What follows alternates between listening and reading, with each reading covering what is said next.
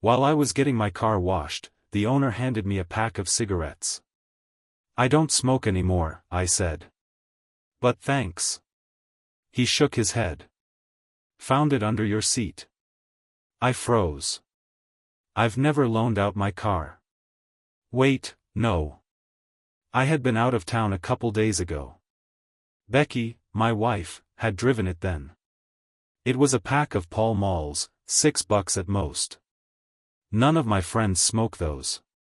Too cheap. I pulled one out and gave it a sniff. Still fresh. Dry. No more than a week old. That lined up perfectly with the days I was away. I stood there holding the pack, this cold pinch in my gut. Had some guy been driving my car while I was gone? But then I caught myself. Paranoid. Overthinking. So what if someone else was behind the wheel? Maybe Becky just had a colleague help her out.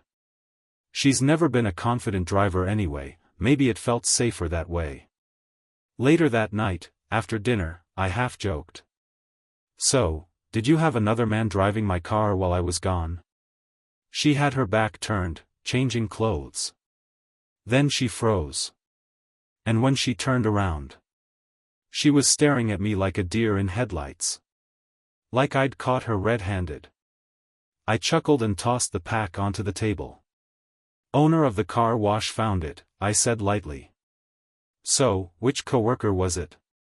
"Oh, it was Mr. Howard, our manager. You've met him before, remember?" I couldn't park right, so I asked him to help. "Great. I'll give it back to him tomorrow." Becky snatched the cigarettes off the table, shoved them into her purse, and hurried to finish changing. A minute later, she was out the door, off for her evening run. I stepped out onto the balcony, watching her figure shrink into the distance, my mind churning. I had met Mr. Howard before. Middle management. I remembered he smoked American Spirit, no mistaking that brand. No way a guy like him would be smoking Pall Malls. They're dirt cheap. You only notice that kind of thing when you've smoked long enough to care about the details, something Becky would never understand. That's when the feeling really started to settle in. Something was off. Even if she'd asked someone to park for her, it wasn't a big deal. So why lie? I couldn't shake it. Eventually, I decided to check the dashcam footage. Better than letting my brain run wild. I scrolled through the files. Everything was there, except the days I was out of town. Everything. Except that. If I hadn't been specifically looking, I would have missed it. The missing days were subtle, sandwiched between ordinary recordings, easily buried. Then it hit me.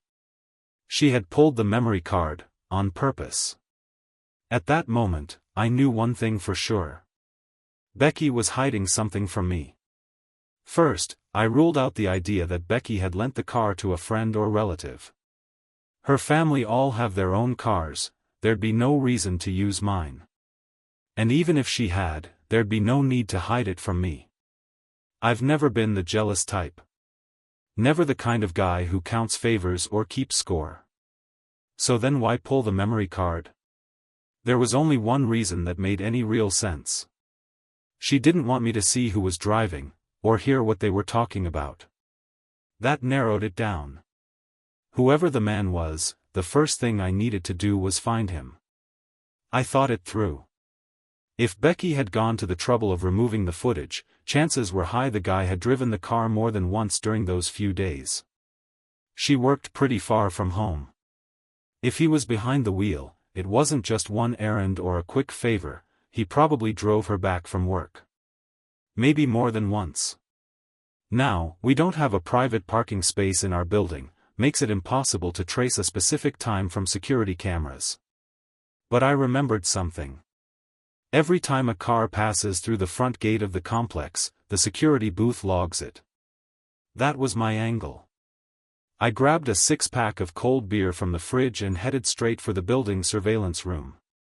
Damn it. I hadn't touched a drink in nearly 2 years. But tonight? Tonight I was breaking that streak. It was already late by the time I got to the security room. Luckily, only one guy was on shift, Tommy. We weren't exactly close, but we got along well enough. And more importantly, I knew he owed me a favor or two. I knocked. Tommy was slouched in his chair, watching YouTube on his phone. As soon as he saw me, he scrambled to put it away. "Colin? What brings you down here this time of night?" I grinned and clapped him on the shoulder. "Busted watching videos on the job, huh?" He chuckled awkwardly, about to explain himself, but I waved it off and handed him a cold beer. "Relax, man. I'm not here to rat you out, I just need a little help." He cracked the can, took a sip. "What kind of help?" "Couple days ago, I noticed a scrape on the back bumper. Might have hit one of those metal railings, but I can't tell if it happened Monday or Tuesday. Think you can pull up the footage for me?" Tommy frowned. "Really? Those railings? If they hit your car, you wouldn't just have a scratch. You'd be missing a whole piece of your fender. Doesn't sound like something that'd happen in our lot." I could see it in his face, hesitation. He wasn't worried about the scrape. He was worried about me using the footage to go after the building.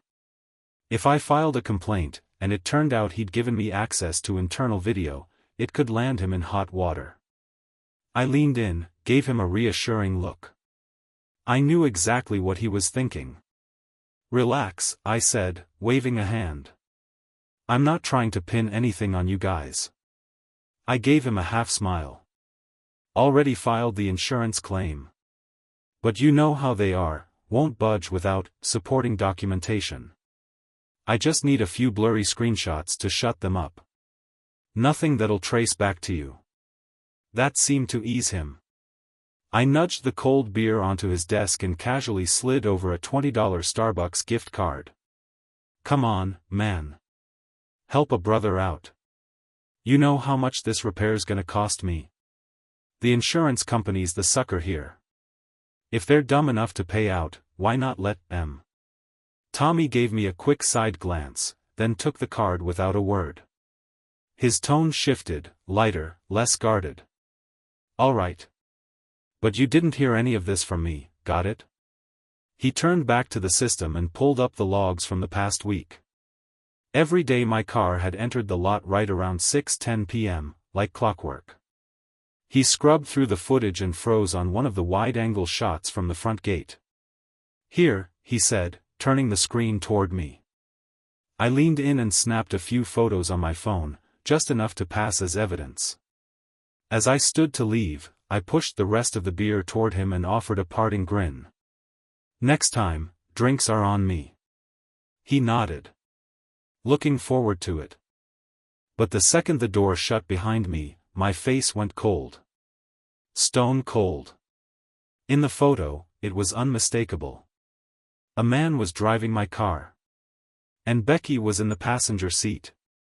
They pulled into the lot about 20 minutes later than I would usually pick her up. Which meant one of two things. Either she went out of her way to get him, or he made the detour to pick her up. Because of the camera angle, Tommy hadn't noticed anything unusual, he just assumed it was me behind the wheel. But I noticed something. The man's hand, clear as day, was reaching across the center console, resting on Becky's thigh. That's when the noise in my head stopped cold. No more what-ifs. No more benefit of the doubt. Something was going on. Now that I had the timestamp of their arrival, I could have easily asked Tommy to pull the building entrance cam, gotten a crystal clear shot of the guy as they stepped out of the car. But I didn't. First, because pride's a hell of a thing. Tommy still thought the guy was me. And I sure as hell didn't want word getting around that my wife might be cheating on me, not in the lobby, not in the elevator, not whispered through the walls of this apartment complex. Second, the guy's clothes. Something about them felt familiar. I couldn't place it, but it gnawed at me. I grabbed another beer from the store downstairs, sat on the curb, cracked it open, and drank straight from the bottle. I still didn't know what to do. What was this, really? What were they to each other? And more bluntly, how far had it gone? We were husband and wife. That still meant something, even if things were falling apart. Even if this ended badly. I needed to know the truth. Because in the end, how you leave something matters just as much as how you lived it. I looked up at the balcony, wondering how much longer this place would still feel like home. Or whether I'd be the one moving out. Then something caught my eye. Becky's running jacket was hanging out to dry. It was one of those reversible ones, 2 different looks in one. And when it was flipped inside out, it looked exactly like the one that man had been wearing in the car. My pulse jumped. Could it be him? Was that guy the same one she ran with every evening? I pulled out my phone, fingers moving faster now. Opened Instagram. Becky didn't post much. And thankfully, she hadn't turned on that close friends only setting. I remembered she'd once posted a photo of her running group. It didn't take long to find. There were 5 of them in the shot, 3 men, 2 women. Becky and the other woman were crouched in front. Behind them stood 3 guys. The one on the far left, just behind Becky, was built like the guy in the dashcam photo. He wasn't tall, but his frame was lean and athletic, clearly someone who worked out regularly. And his face. Young. Clean cut. Attractive in that polished, effortlessly likable way. Exactly the kind of guy modern women fall for. I stared at the photo, something heavy starting to settle in my chest. Maybe I didn't have a name yet. But I was pretty damn sure I just found the man behind the wheel. I looked up at our balcony, unsure how much longer I could even call this place home. Then something caught my eye. Becky's running jacket was hanging out to dry, the reversible one. She must have flipped it. And just like that, the color and style matched the one I'd seen on the man in the dashcam footage. My chest tightened. Could he be the guy she runs with every evening? I grabbed my phone, pulled up Becky's Instagram. Luckily, she wasn't the type to overshare, and her posts didn't have disappearing limits. I remembered one group photo from ages ago, her regular running crew. I scrolled until I found it. 5 people. 3 men, 2 women. Becky and another girl squatting in the front. Behind them, 3 guys. The one on the far left, right behind Becky. The build was the same. Not tall, but solid. Athletic. Someone who clearly worked out. And then there was the face. Young. Sharp jaw. Clean cut. The kind of look that turns heads. The kind women notice, even if they pretend they don't. The post was from over a year ago, before we even got married. If it really was him. Had something been going on all along? I shut the thought down before it spiraled. If I wanted answers, I had to play the long game. No outbursts. No accusations. Not yet.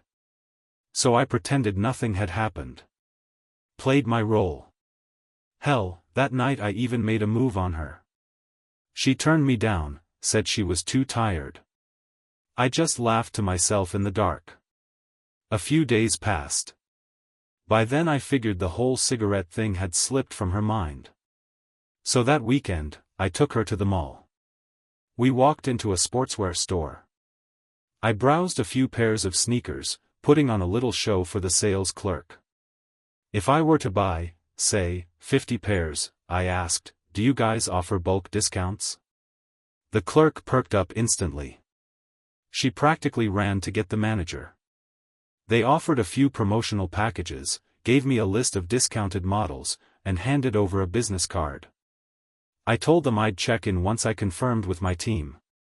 Becky was standing right next to me the whole time. You're buying 50 pairs of running shoes? She asked, eyebrows raised.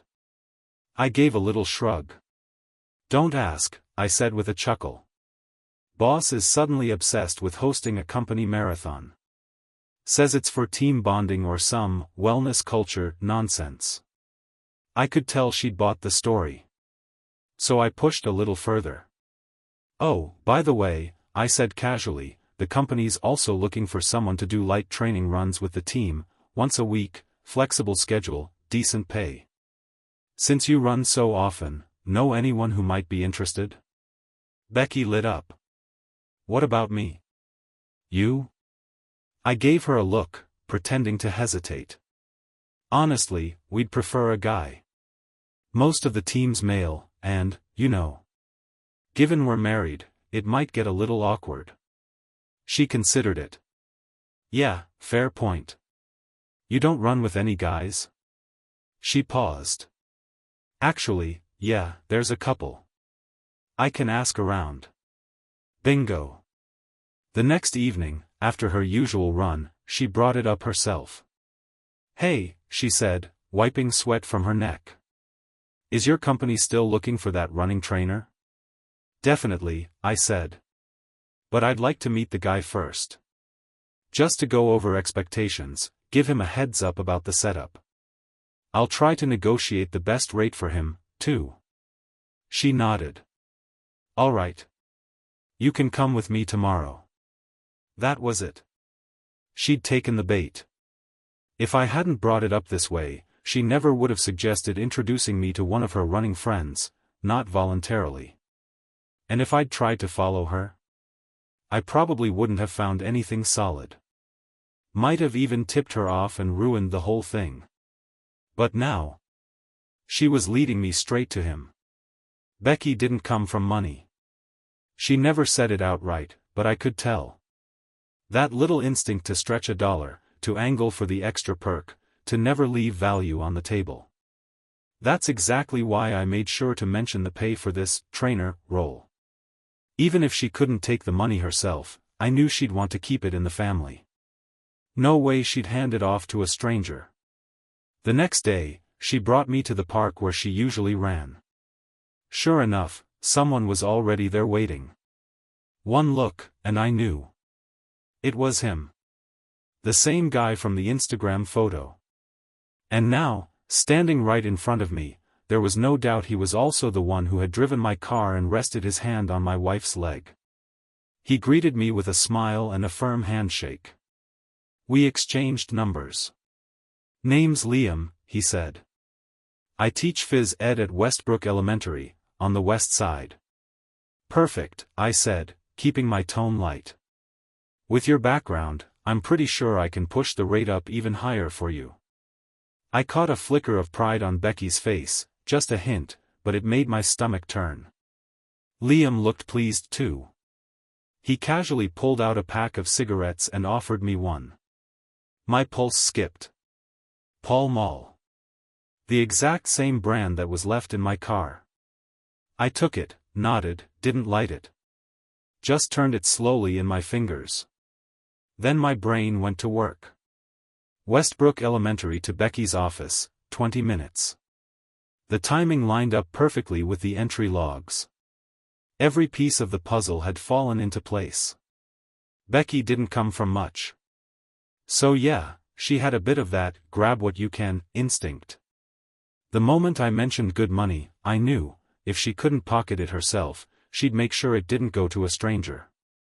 The next day, she brought me to the park where she and her running group usually trained. He was already there, waiting. And the second I saw him, I knew. Same guy from the photo on her Instagram. And now, standing here in front of me, all doubt evaporated, he was the one who'd been driving my car that night. He introduced himself with a casual smile, extended a hand. Said his name was Liam.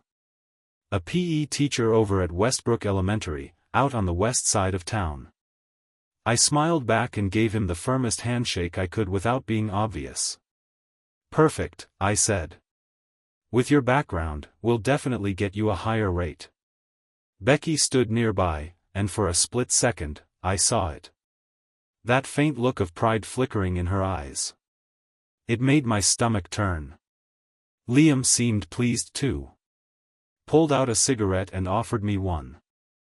I took it. Pall Mall. Exactly the same brand as the one left in my car. My chest tightened, but I kept my face blank. In my head, I was already doing the math. From Westbrook Elementary to Becky's office? Roughly a 20-minute drive. Everything lined up. Every last piece. We ran a few laps together. I stayed quiet, just observing. Watching. Liam was showing off, no question. He kept changing pace, throwing in sudden sprints, then dropping back to do stretches mid-run like he was leading a fitness class. Becky, meanwhile, kept her distance. Too much distance. She stayed behind me, didn't speak, barely looked up.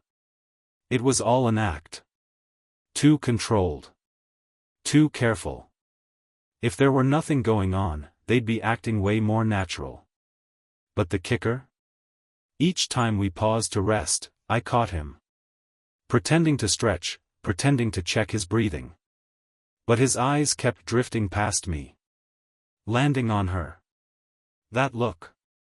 Every man knows it. Smug. Mocking. Like he was thinking. I already beat you, and I'm still playing nice. There was nothing subtle about it. It was contempt wrapped in a smile. I didn't bother looking at Becky to see how she responded. Didn't need to. My blood was already boiling. Fuck. Those two. I bailed early, said I was winded. Didn't trust myself to stay civil. But that man. Liam. He has no idea who he's messing with. As for Becky.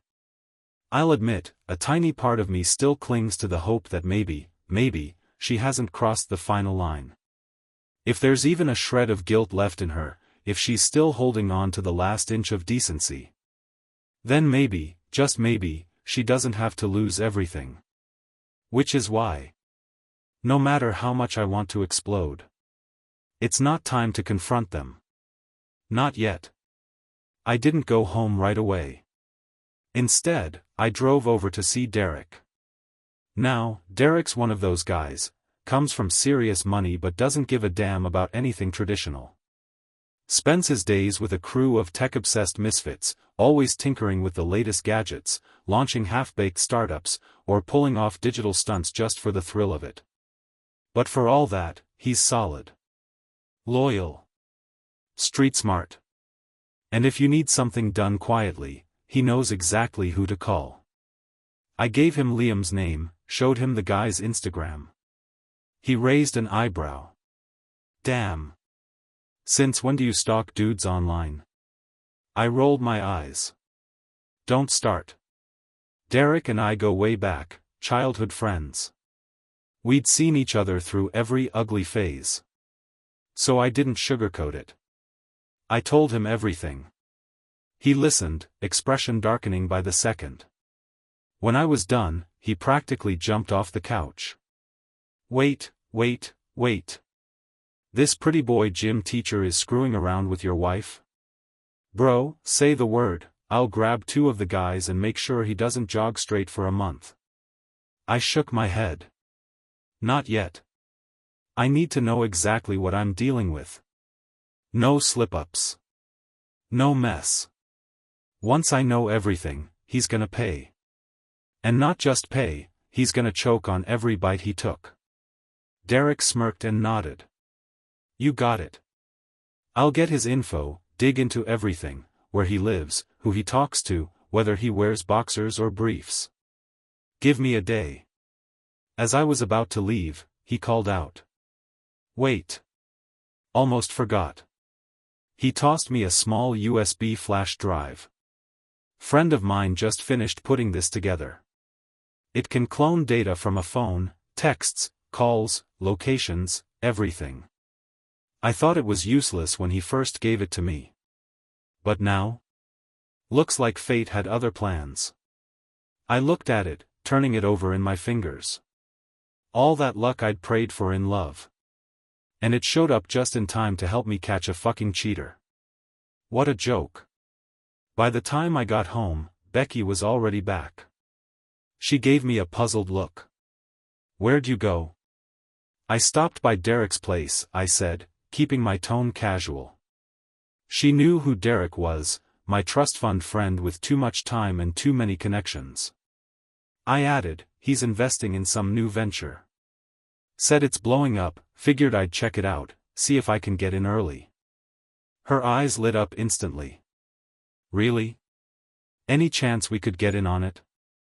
I smiled. "Should be fine. Derek and I go way back.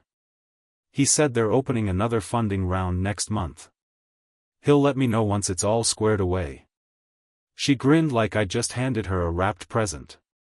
"My husband is amazing," she said, planting a kiss on my cheek. I didn't react. Maybe she was feeling lucky that day, maybe she thought good things came in pairs, because just then, she peeled off her top, slowly, like she was putting on a show, and strolled into the bathroom, hips swaying. An invitation. A signal. A performance. And all I felt was disgust. I forced a smile, said I had some files from Derek to go through, and told her to head to bed without me. Then I walked into the study and shut the door. I plugged Derek's flash drive into the computer and opened the program. While she was still in the shower, I connected her phone to the laptop. Less than 10 minutes later, her entire digital life, texts, call logs, photos, app history, cloud backups, was mirrored on my screen. I just sat there, staring at the loading bar as it completed. Whatever mask I'd been wearing all night. It was gone now. Back in the study, I took a deep breath. Even though I thought I was prepared for whatever came next, nothing could have braced me for the feeling of peeling back the wound. And seeing just how raw it really was. I opened Becky's contact list on Instagram and typed in Liam's username. His profile popped up instantly. My fingers trembled as I tapped into their message thread. But there were barely any messages. Just a handful of lines, simple, surface-level stuff about running schedules and pacing. I scrolled up and down. The entire conversation was no more than 20 short exchanges. The earliest one was from over a year ago. The latest, 2 months back. That's it? My heart skipped. Was I wrong? Was I really just spinning this whole thing in my head? I sat there, stunned. A strange, flickering hope trying to fight its way up through the doubt. But then it hit me. No. No, this was too clean. Too curated. That fake little meet and greet they staged for me and Liam? Too neat. Too rehearsed. It didn't feel like two people casually introducing a mutual friend. It felt like a scene they'd practiced. If they had really planned for me to meet him, there would have been at least some digital trail. Some DMs. Some form of coordination. But this? Radio silence for 2 months. That was the biggest red flag of all. At that point, I saw only 2 possibilities. Either Becky had deleted their messages. Or they were communicating through another account. I leaned back and thought it through carefully. If she had deleted the thread entirely, that'd be one thing. But the fact that she left behind a few harmless-looking lines, small talk about running, nothing intimate, that felt strategic. Intentional. That wasn't sloppy. That was someone who knew exactly what to leave behind. And if she was that precise, chances were, she wasn't using that account at all for anything real. She had another one. A second profile. That's when it hit me. Right before we got married, Becky had changed her phone number. After that, all her social accounts were registered under the new number. She told me she wasn't using the old one anymore. I hadn't questioned it. But now? Now it looked like that retired number might have been more than just a number. The problem was, there was no way to trace it anymore. Not easily. Back then, SIM cards weren't tied to real names, and service records didn't go that deep unless you had serious legal backing. I sat there stuck, irritated, running in circles. Until, suddenly, the old iPad on my desk lit up. Just a quick screen flash, probably a system update reminder. But my eyes narrowed. That iPad. It was Becky's. She'd brought it with her before we got married. Outdated, slow, and practically useless now. We just used it as a digital clock. But it was still logged into her old Apple ID. An old Gmail account. I grabbed it immediately, heart pounding. Opened the email app. The inbox was mostly dead, hardly touched. But after some digging, I found it. A message from years ago, listing a backup phone number linked to the account. There it was. Becky's old number. The one she swore she no longer used. There were only two possibilities. Either Becky had deleted the messages. Or they were using a second, private account to communicate. I thought it through. If someone was going to wipe a chat thread, they'd usually clear everything. But keeping a few harmless messages as cover? That took finesse. It meant they knew how to hide things, knew how to make it look casual. Which could only mean one thing. Becky had a burner. A second account. Then I remembered something that hadn't crossed my mind in years. Right before we got married, Becky changed her phone number. After that, all her social accounts were linked to the new one. She told me she ditched the old number. I didn't question it. Now, I needed that old number more than anything. Problem was, back then, there was no mandatory ID registration, no trail. No way to trace it. I was stuck. Until a flicker. The screen on the old iPad sitting on my desk lit up. It was just a system update reminder. But it hit me like lightning. This iPad, Becky had brought it with her before we got married. It was ancient. Basically just a glorified clock now. But the Apple ID logged in on it. It was tied to one of her old Gmail accounts. I dove in. The inbox was practically dead, barely used in years. But buried inside was a confirmation email. One that listed a phone number tied to the account. Her old number. I opened Instagram. Typed the number into the search bar. And a profile popped up. Just one glance at the avatar, and it felt like my brain detonated. The profile photo. Two hands, interlocked. Exactly like Liam's account. His main username was Mr. Porter. This one? Miss Dalton. No wonder Becky's face twitched when I added Liam's account the other day. No wonder she looked like she'd swallowed a tack. Because that photo of the hands? One of them was hers. But that wasn't the worst part. Not by a long shot. Because Becky never expected I'd ever find this account. She hadn't even bothered setting privacy restrictions. I didn't need to follow her to see her last 10 posts. I clicked the first one. And my whole body locked up. A photo. 2 feet, one big, one small, poking out from under a blanket. The timestamp?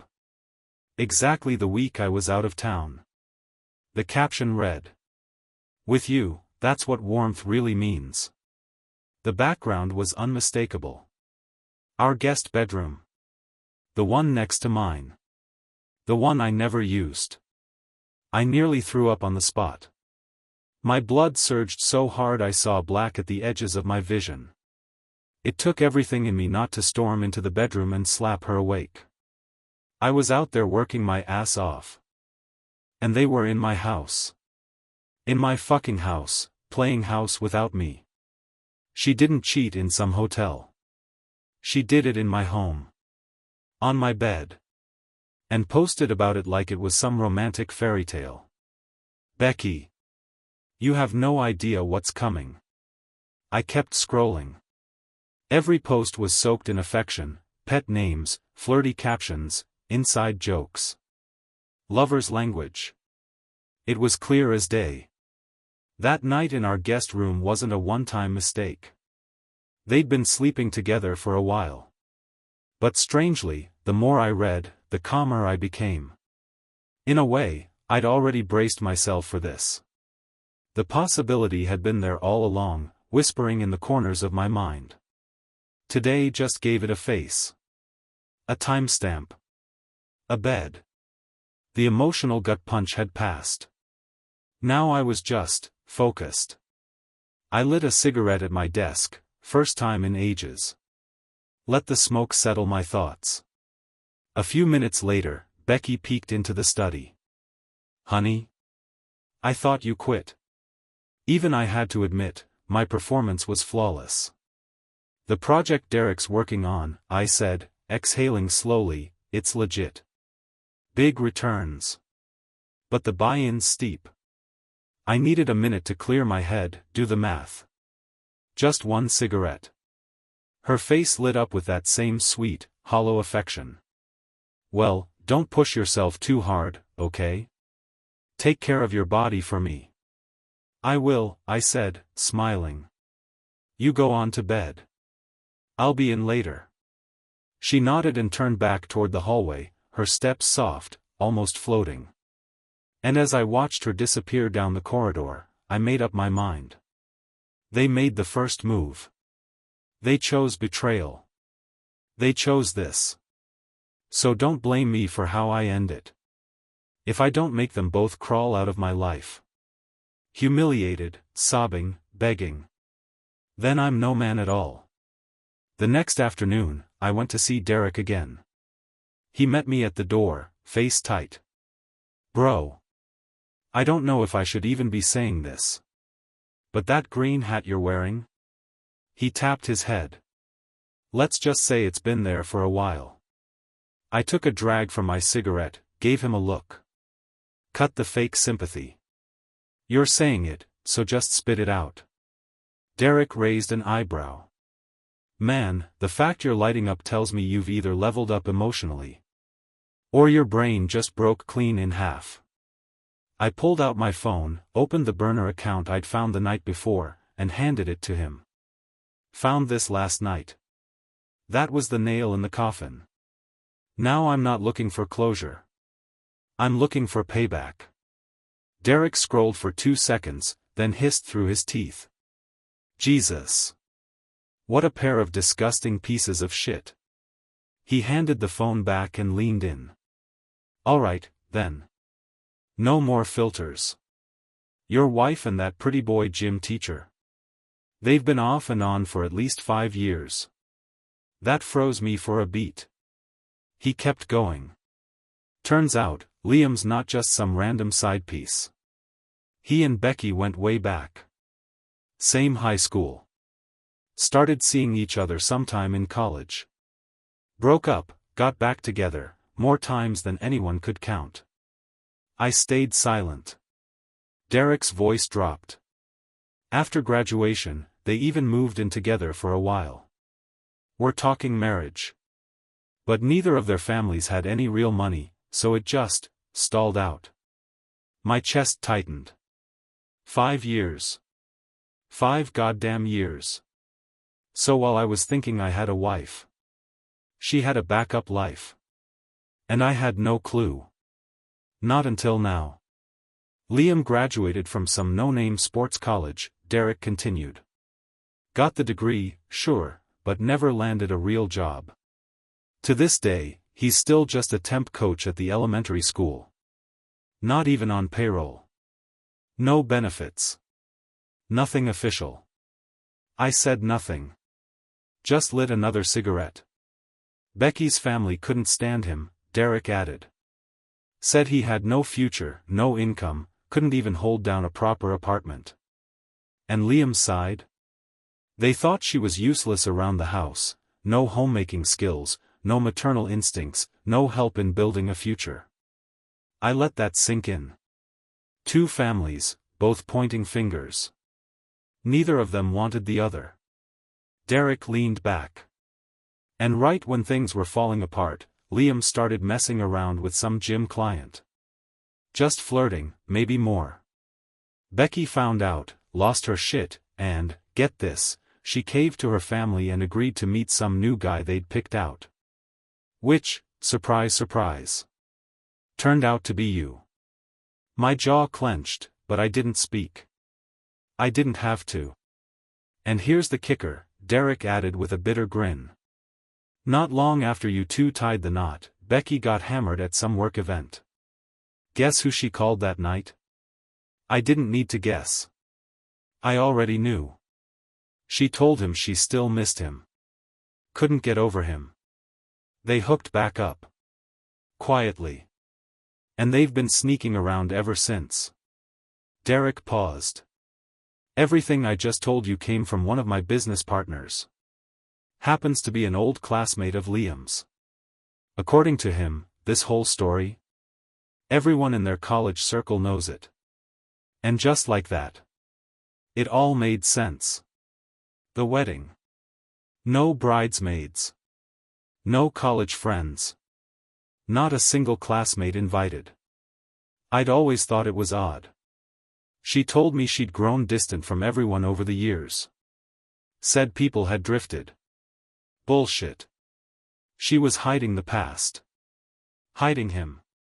And hiding the shame. Seeing that I wasn't breaking down, Derek finally dropped the real bomb. He took a breath. Alright, one last thing, this one's heavy.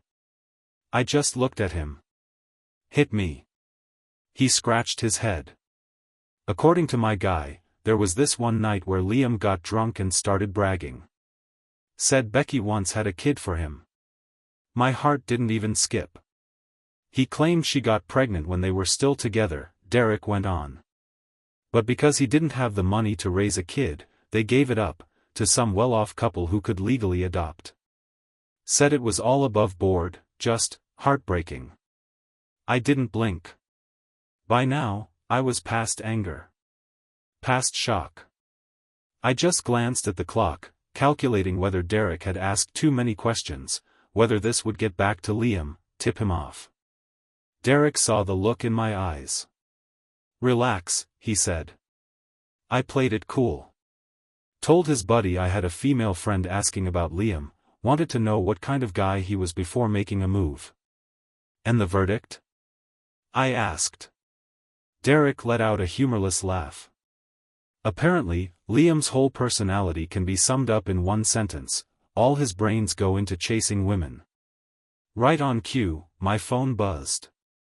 It was Liam. A text.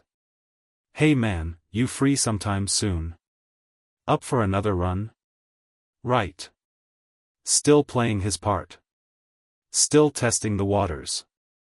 Still trying to see if I was buying the act, or if the trap had sprung. Greedy bastard. Not just for women. For money too. Derek's contact had underestimated him. Liam didn't just waste his brains on chasing women. He wanted everything. The girl, the gifts, the access, the life. Well then. If that's what he wanted, I'd give him exactly that. A gift. One he'd never forget. I turned to Derek and asked.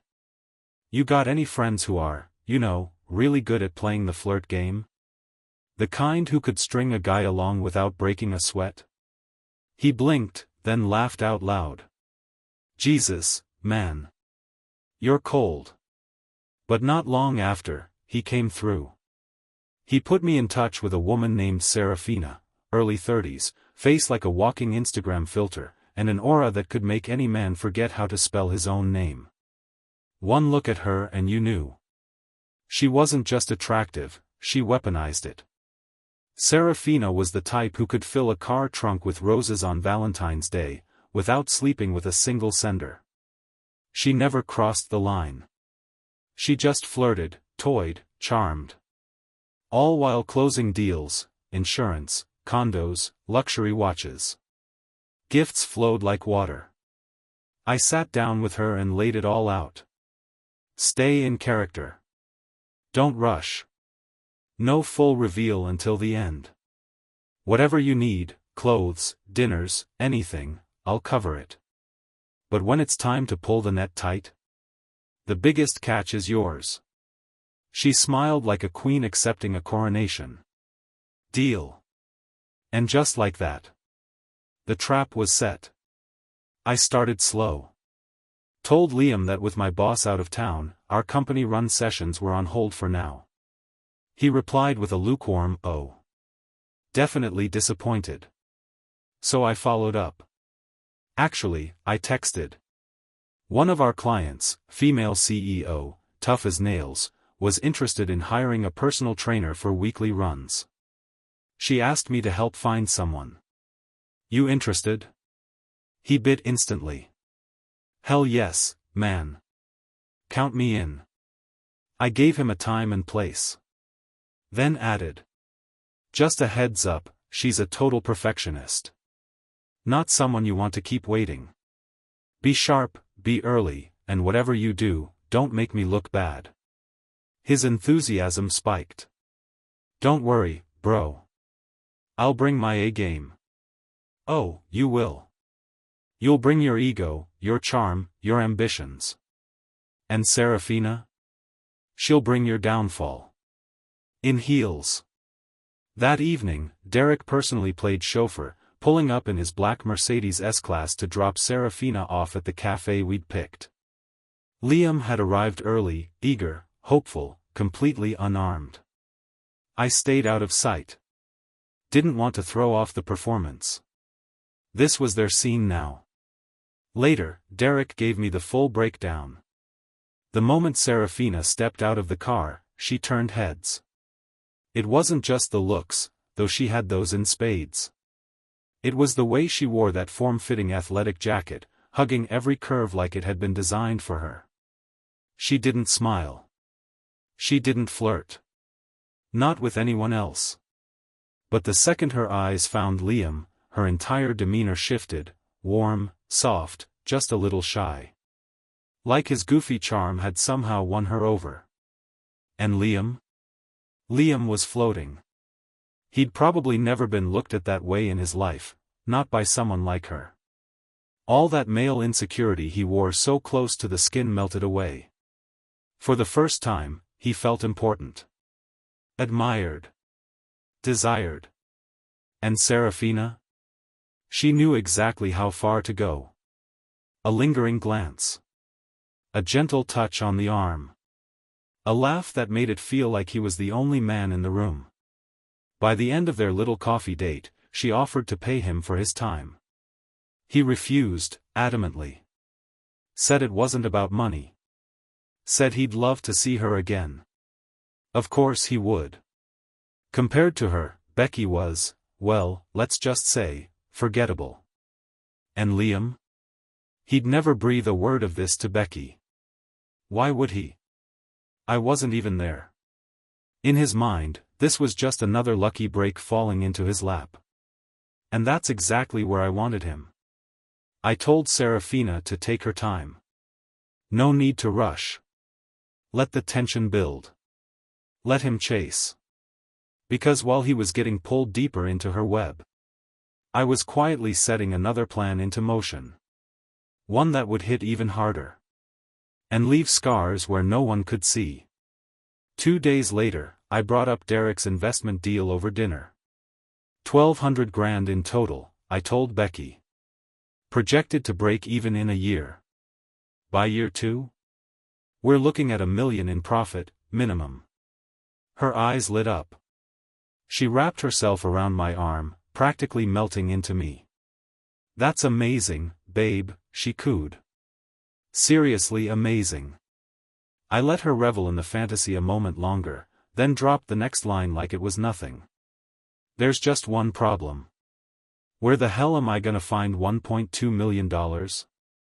She blinked, pulling back slightly. I scraped together 200 grand, I added. Already wired that to Derek. But the rest, the full $1 million? I'll need to figure something out. That got her attention. Fast.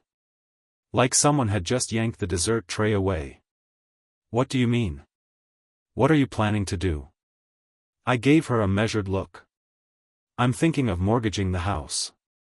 Should be able to pull out about $1.5 million if the bank's willing. Her face froze. The change was instant, like a switch had flipped. This house had always been a sore spot. She never said it outright, but any time I even mentioned using it as collateral, her mood turned cold. And I knew why. In her mind, this house represented power. Security. Leverage. Problem was, the house was in my name. Bought before we were married. She'd pushed, more than once, to have her name added to the deed. Said it was only fair. Said we were building a life together. But the truth? There was still a $300,000 mortgage on it. Legally, changes weren't simple. And I never made the effort.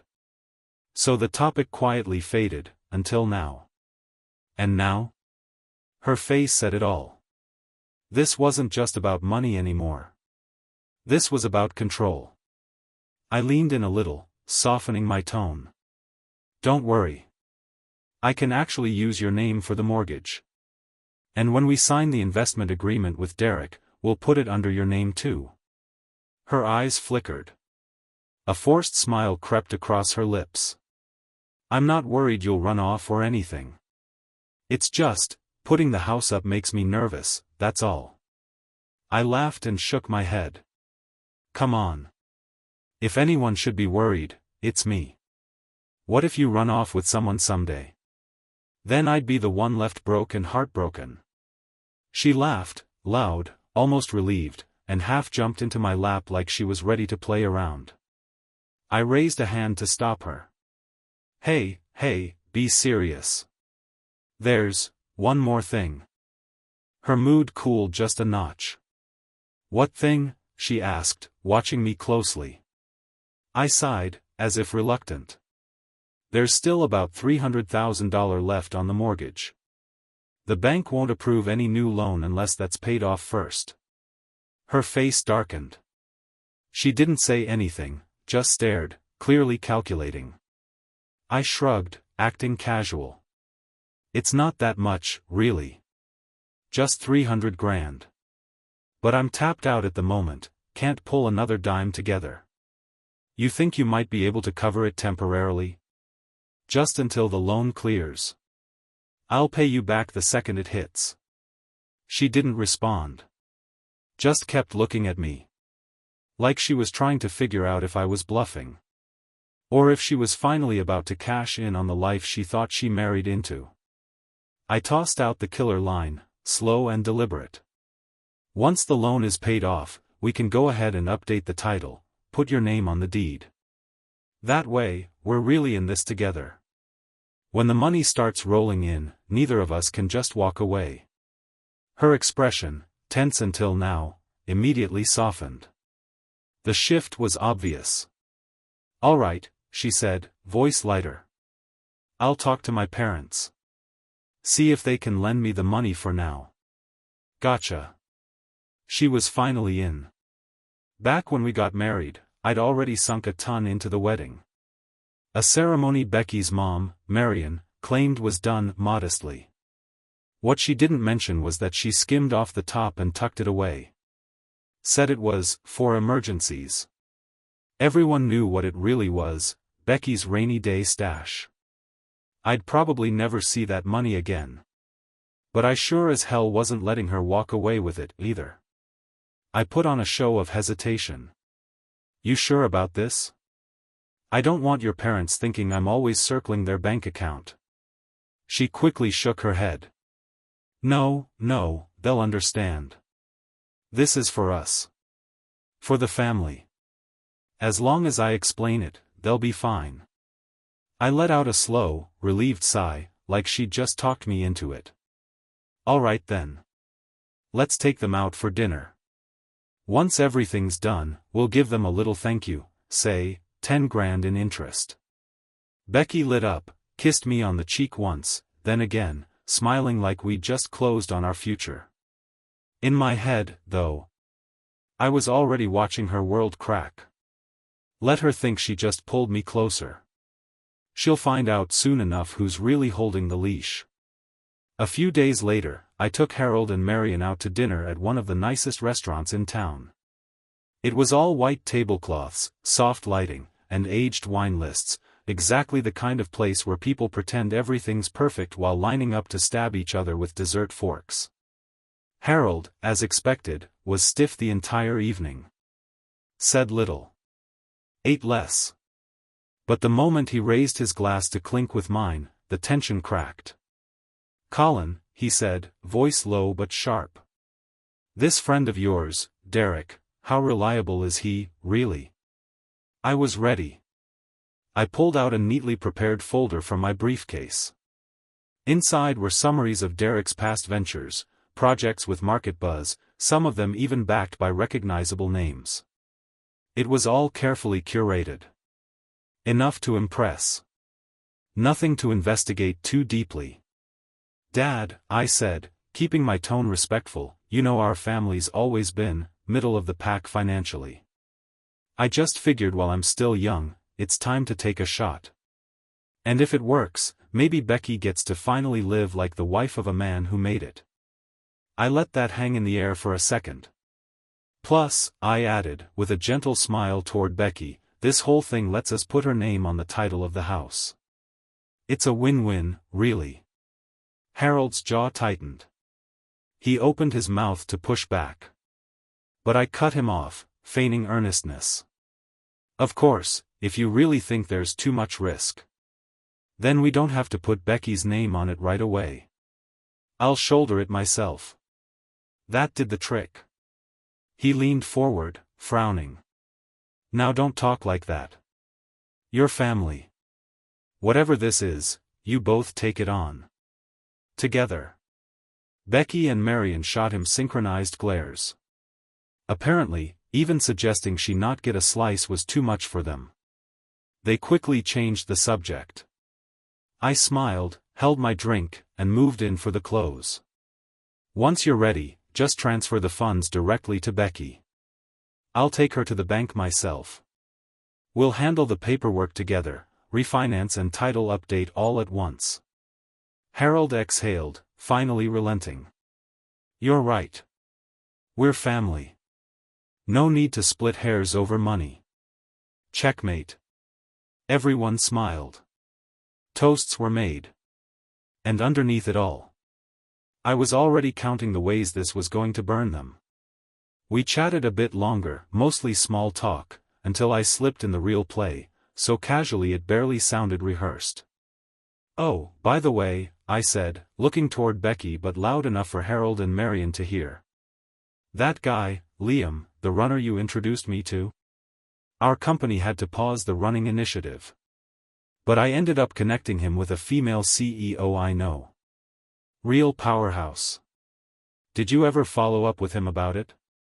I caught the change instantly. Marion's face shifted, just for a moment. A flicker of something sharp and unspoken. Becky looked caught off guard. There was a beat of hesitation before she replied, a little stiffly. "No, I didn't." I nodded like it was nothing. Then stood up and said I'd go settle the bill. As I stepped out of the private dining room and into the hallway, I heard it. Marion's voice, low but urgent behind the door. "Becky," she hissed, "are you still seeing that Liam?" Becky's voice was tight. Irritated. "Why are you even asking me that?" Hard to say if she was more annoyed by the question. Or the fact that Liam hadn't mentioned being handed a female CEO on a silver platter. Then came Harold's voice, heavier. "Becky, look, I know you don't love Colin, all right? But you're married now. He's doing well. Making money. We just invested a huge amount with him. You need to get your head on straight." There was a beat of silence. Then Becky, curt and dismissive. "I know." The words came out like a slammed door. And that was all I needed to hear. I didn't even turn around. Just smiled at the cashier as I handed over my card. knowing full well they were cracking from the inside now. And the best part? They had no idea who was holding the chisel. As I stood outside the private dining room, I could barely hold back a laugh. You know, Becky doesn't even like Colin. And now we've invested too, she needs to behave. Give me a break. My money. My house. My trap. But somehow they were acting like they'd sacrificed something, like I should be grateful. Fine. Let them think whatever they want. Serafina had Liam right where we wanted him anyway. All that was left was to tighten the net. Lately, whenever Serafina and Liam met up, I made sure her phone kept buzzing with business calls. Real estate deals. Buying. Flipping. Pocketing tens of thousands at a time. Even though the housing market had cooled, Serafina always happened to know someone selling at a steep discount, and always managed to unload the property just as fast. One call, 5 figures. Another, triple that. Liam was hooked. Serafina was a natural at this, she was in the business, after all. Over the phone, she sounded like a deal-closing machine. Confident, strategic, fluent in numbers. The kind of woman Liam had never actually encountered in real life. He barely understood half of what she said. But the money? That he understood just fine. She made sure he saw it too. Massive transactions. Wire receipts. Venmo dings. Even cash, neatly stacked in designer purses. Sometimes, she'd even ask him to help transfer something. Pick up a check, forward a payment, collect a small deposit. Nothing too big. Just enough to pull him in. Make him feel needed. Liam ran the math in his head, sloppy, but optimistic. Just a few of those calls, and she'd earned more than he made in a year. He was in awe. And he was jealous. But most of all, he was ready to be useful. It didn't take long before Liam cracked. One day, between sips of overpriced coffee and whispered compliments, he finally asked Serafina what exactly she did for a living. Serafina gave a light, almost careless laugh. Oh, those transfers? That's just pocket money. I have friends in real estate, real insiders. They get access to foreclosure properties and auctioned-off homes. Way below market. Sometimes 30–40% cheaper than retail. She leaned in, voice low and full of intrigue. All you have to do is flip it. Add a few grand on top, resell it fast, and you're walking away with tens of thousands. Easy. Liam's eyes glazed over. He was barely blinking. You could see it in his face. He was ready to sell his soul on the spot. He practically begged her to let him in. Said he was ready to learn, ready to hustle. But Serafina, ever the master, held back. Half serious, half playful, she gave him a warning wrapped in seduction. Deals like this carry risk. You mess up, you're stuck with the property, the loan, everything. You really need to think about how much capital you have, and how much you can afford to lose. Liam straightened up, trying to look bigger than he was. No problem, he said, all puffed up. My family set aside money for me. I've got something saved. Just show me the way. Serafina smiled like he'd passed a test. She played it off like she wanted to help him. A soft heart for someone honest, eager, trustworthy. A few days later, she invited him on a short trip. Told him she wanted to show him something real. They drove out to a sales center in another city. A flashy new development staged to the nines. Crystal chandeliers. Polished marble floors. The place was packed wall-to-wall with potential buyers. It looked more like a luxury car show than a struggling real estate market. Liam had never bought property before. Hell, he'd never even set foot in a place like this. He'd read the headlines. Real estate crash, housing prices falling. But what he saw told a different story. And that was the point. He was out of his league. And exactly where we wanted him. Serafina leaned in close, lowering her voice like she was sharing classified intel. This project? It's selling off internal inventory at a deep discount. You can't just walk in and buy, only people with the right connections get in.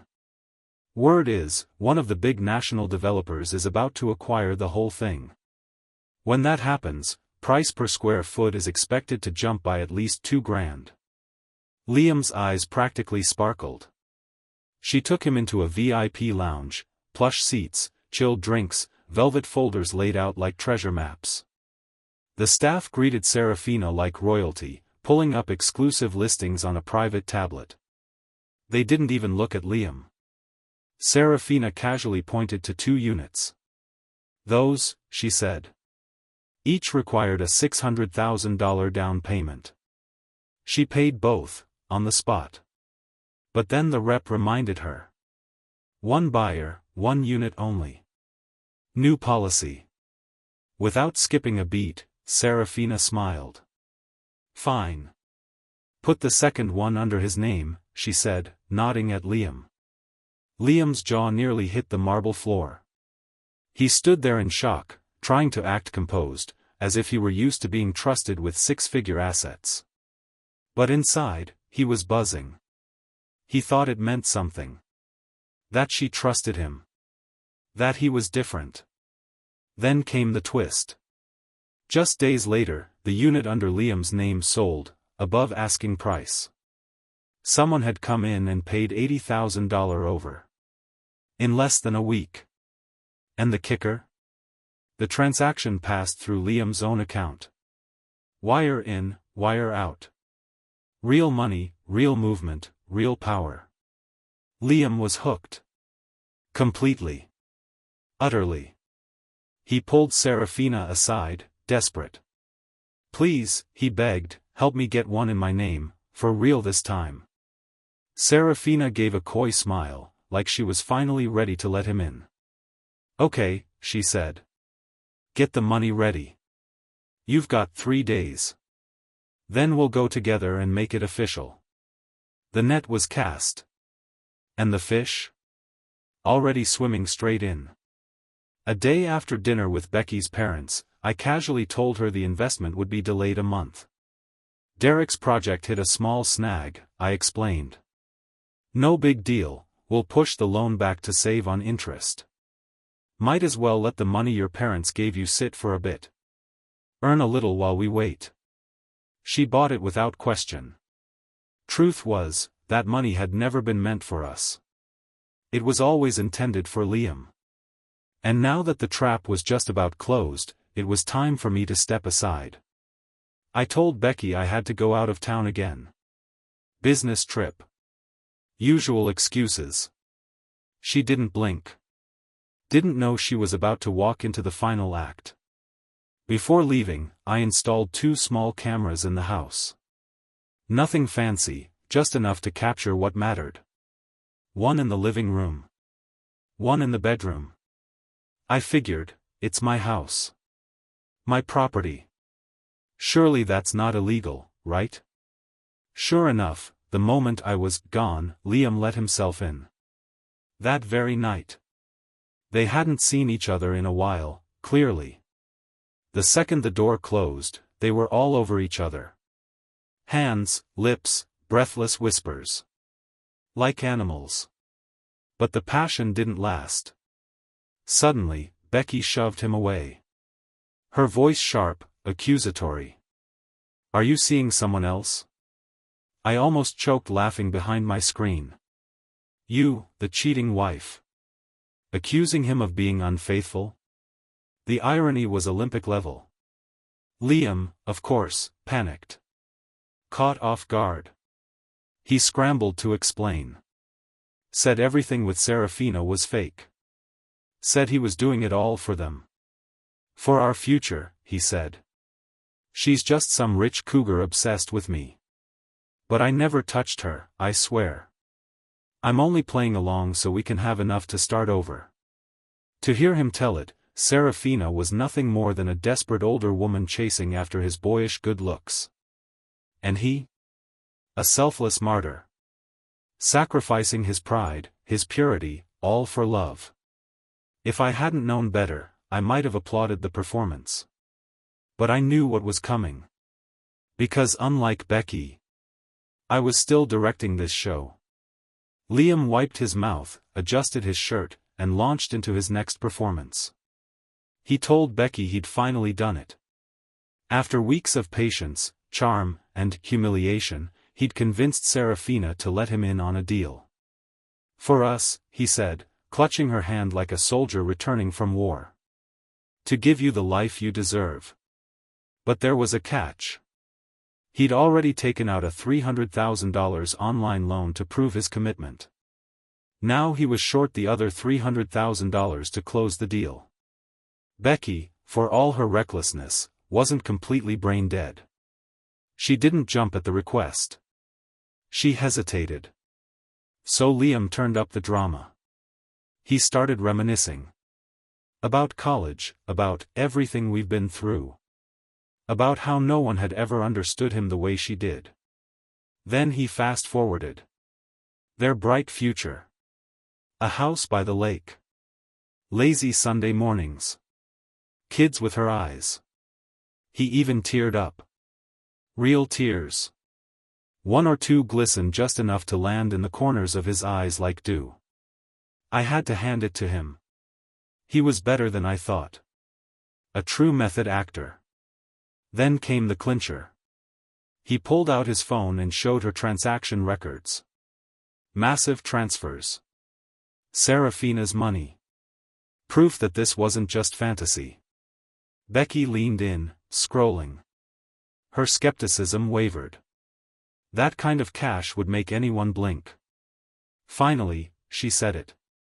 I actually do have $300,000 on hand. But I need it back in a month. I have to use it then. Can you manage that? Liam nodded so hard his head nearly fell off. Absolutely. Yes. Babe, this is destiny. If we miss this chance, it's gone. I swear on everything, I'll pay you back.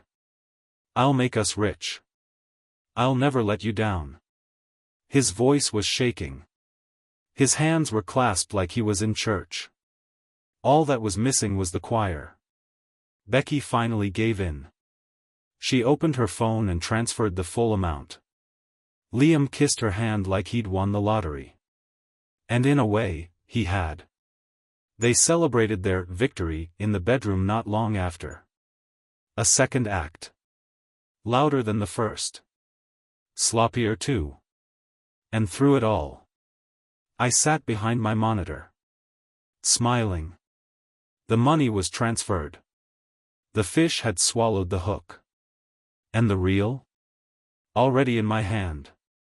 From my hotel room, I sat back in the chair and exhaled, watching the finale of their little lone shark love story unfold across my laptop screen. The transfer was complete. The act was done. And the net? Fully drawn. The next day, Serafina took Liam back to the sales center. He handed over the funds. Signed the contracts with that eager little glint in his eyes. He thought he'd made it. He thought he'd won. 2 days later, I returned home. Becky, suddenly, was all sweetness and service. Maybe it was the $300,000 hole in her stomach. Maybe guilt had started to itch. Or maybe she was just afraid. I told her Derek's project was facing another delay. Nothing serious, but maybe another month or two. She didn't say much, just nodded, a little too quickly. I smiled and added. But hey, since we've got time to kill, why don't we go ahead and pay off the mortgage? And while we're at it, let's put your name on the title. Get it over with. No need to drag things out. Her face. God. I wish I had a camera for that moment. Her smile twitched. Her eyes darted. Her mouth opened, then closed. And finally, she said, too light, too casual. Oh, no rush. It's fine. Let's wait until the project's ready to go. No need to do it now. Right. No need at all. Because she'd just wired her future security straight into Liam's pocket. Meanwhile, Serafina sent me a quick update. Liam had started pushing her. Wanted to sell the property. Didn't even care if it was below market. He just wanted to see that first bite of profit. Something real. Something he could wave in Becky's face, maybe. I wired Serafina $20,000. Just a tip for finishing the job. Close it out, I wrote. You've done enough. But to my surprise, she sent it right back. No need, she texted. My cut on this run is over $200,000. I'll take what I earned. Nothing more. And thank you for sending me such a perfect client. She added a winking emoji. Professional. Elegant. And lethal. Just the way I like it. Serafina stalled Liam for a few days. The clock was ticking. 7 days were nearly up. And Becky? She was pressing hard. Calling, texting, reminding him of the promise, the repayment, the deadline, the trust. Liam was starting to sweat. Panic creeping into his tone. He begged Serafina to help him unload the property faster. She sighed, played her part beautifully. Tough market right now, she said. Not many buyers this week. Then, after a pause.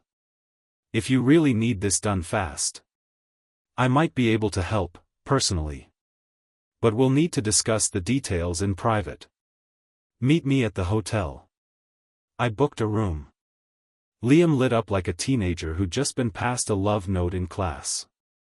He showed up early, cologne practically dripping off him, nerves and hope tangled into one. Serafina walked in wearing a silk camisole, just enough to unhinge his entire sense of reality. The man was toast before the door clicked shut. She sat on the bed, legs crossed, voice low. I've been stretched thin lately. The truth is, I'm broke too. But, if you really feel I've let you down, then maybe I owe you something. Why don't you name it? Liam swallowed hard. He didn't need to be asked twice. A few flirtatious jabs, a lot of nervous laughter. And Liam disappeared into the bathroom to shower. Right on schedule.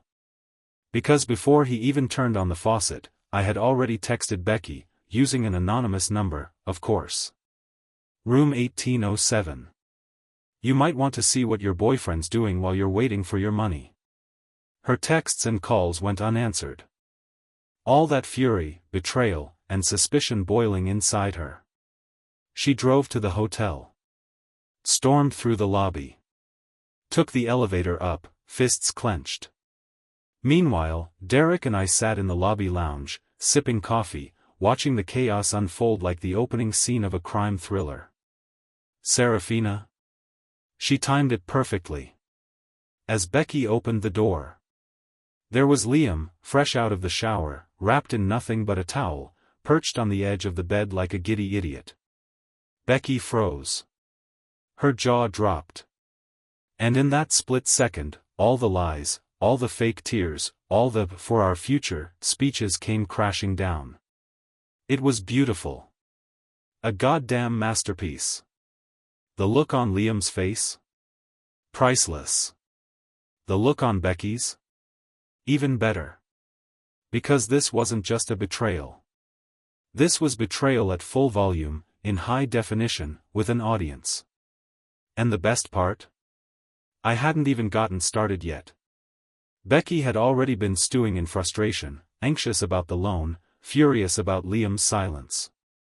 But when she opened that hotel room door and saw her, Serafina, in silk and smirking, she snapped. Standing beside that flawless body and airbrushed face, Becky looked like an overworked intern next to a Vogue cover shoot. And she knew it.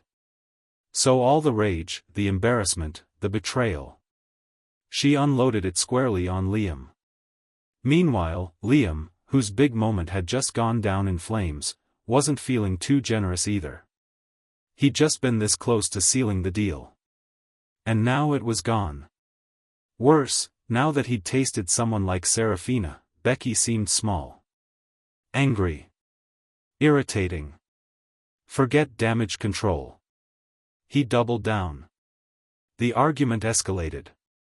The air in that hotel room turned into static. And Serafina? Graceful as ever, she rose, smoothed her hair, and left with a few soft, dismissive words. Leaving the two of them shouting in her wake like children after the nanny quit. Later that night, Becky texted me. My parents need me tonight. I won't be home. Of course. But I went to Harold's place anyway. Because what I really wanted was to see her fall. And she didn't disappoint. There she was at the door, sunglasses on at night. Mascara smudged. Hair a mess. A faint bruise already blooming beneath her left cheekbone. Becky. I rushed forward, full of faux concern. What happened? Are you okay? Seeing me so worried, her lip trembled. Then the tears came. I tripped, she choked. Just, stupid. Didn't want you to worry, that's why I didn't come home. It took everything I had not to laugh. Instead, I held her gently, whispered comfort into her ear, stroked her back like the good husband I pretended to be. Once she calmed down, I stood and helped her to the door. Let's get you home, I said softly. Then, casually, just as we were about to leave, I dropped the line. Oh, by the way, babe, don't be sad. Once this all settles, we'll go do the title update for the house. Put your name on it. That'll cheer you up, huh? Her face. It dropped like someone had pulled the rug out from under her soul. Color drained. Her mouth opened, but no sound came out. Harold, curious, looked at her, frowning. What's going on? I jumped in before she could stammer. Oh, nothing, Dad. She's just emotional lately. Worried about money and the loan and all that. You know how it is. Becky didn't correct me. Couldn't. Because she was too busy choking on the consequences. And I was finally starting to enjoy the taste of revenge. But Harold knew his daughter too well. The moment we reached the door, his eyes narrowed. Without a word, he pulled Becky inside. Marion turned to me, voice flat but polite. Why don't you head home first? Becky's not in a great place. We'll keep her company tonight. I nodded and walked out with a perfect husband smile. Just in time to hear a sharp slap echo from down the hall. Oh yes. Daddy dearest had questions. The next night, Becky came home. She was back in full makeup, caked on so thick it looked more like armor than cosmetics. But even under all that, the swelling showed. A faint bruise puffed up high on her cheekbone, just beyond the reach of concealer. She looked like hell. But she smiled. That's what made it funny. She smiled even harder than usual. Offering me tea, taking my shoes, fluffing the couch pillows like a Stepford wife rebooted in hell. I watched her, then asked lightly. Something happened yesterday? You and your dad fight or something? She froze, just for a breath. Then laughed, high-pitched and hollow. I nodded thoughtfully. Anyway, good news, Derek's project's almost through. We should go to the bank soon, right? Get the mortgage processed? Don't want to miss the window. Every word landed like a blade. And Becky? She took every hit in silence, like a broken doll learning to nod. Excuse after excuse came spilling out.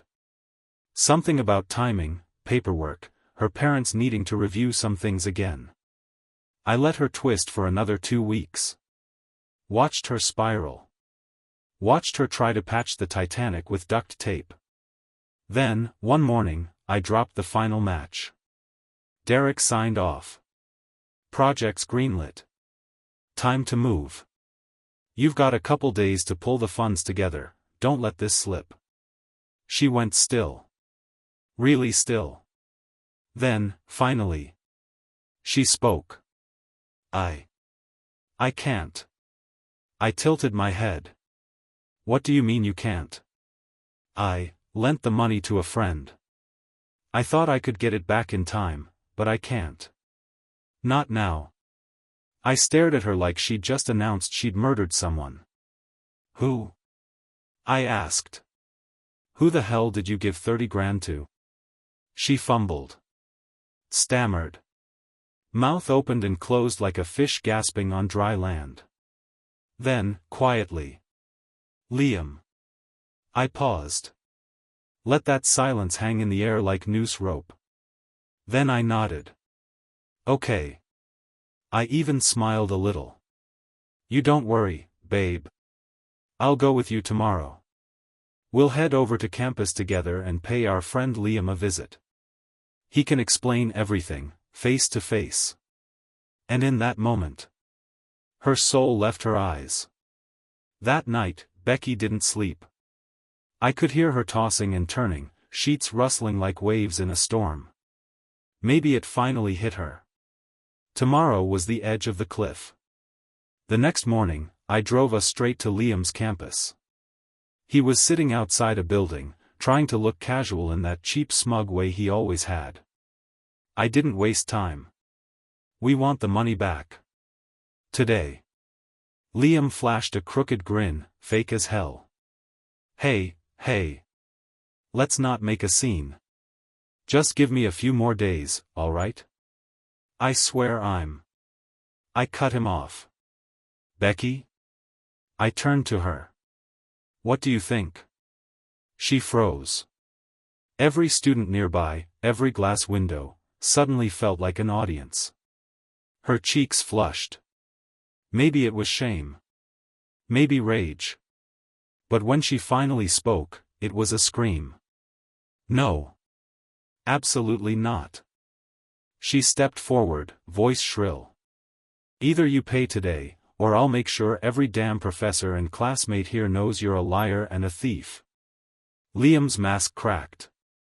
He looked around, panic rising behind his eyes. Then he broke. I don't have it, he said. His voice was low. Flat. He looked like a man already drowning. The condo I bought, it's worthless now. The developer vanished. The project's dead. Everything's gone. All of it. We stared. He kept going. And it wasn't just $600K. That was just the down payment.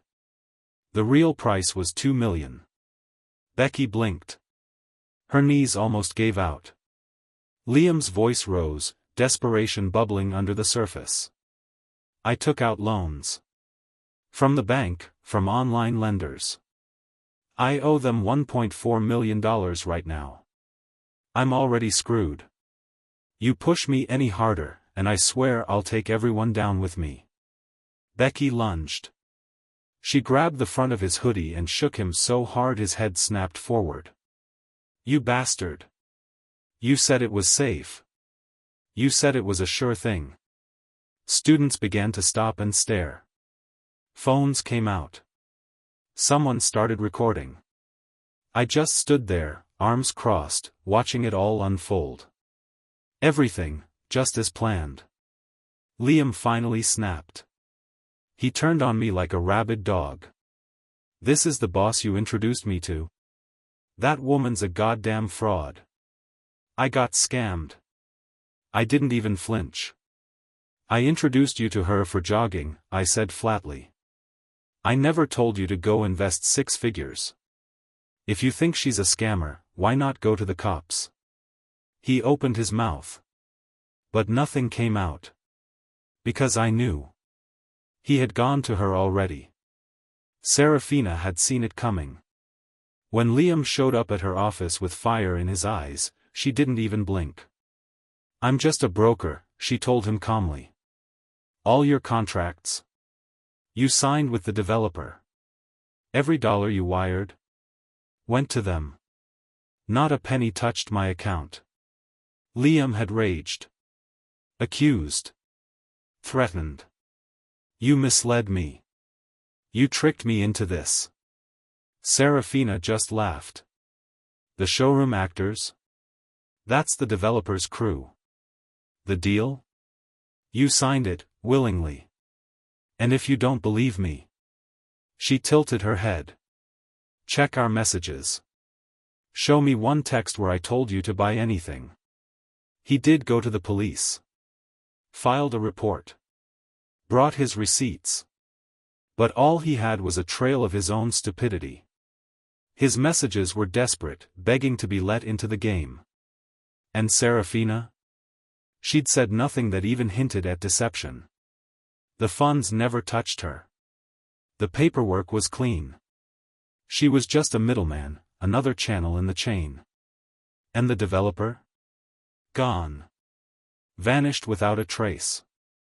Liam was left holding a $2 million pile of rubble. And no one to blame but himself. Liam cracked. Snapped like a rotted beam under pressure. He pointed straight at me, veins bulging in his neck. "This is all your fault. All of it. You ruined me. And you know what? I'm not giving your money back. What the hell are you gonna do, huh? Call the cops? Go ahead, try it." He was spiraling now.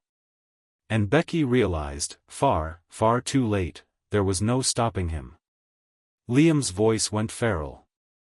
"You think you're winning? Buddy, your wife? She's been under me more times than your living room ceiling fan.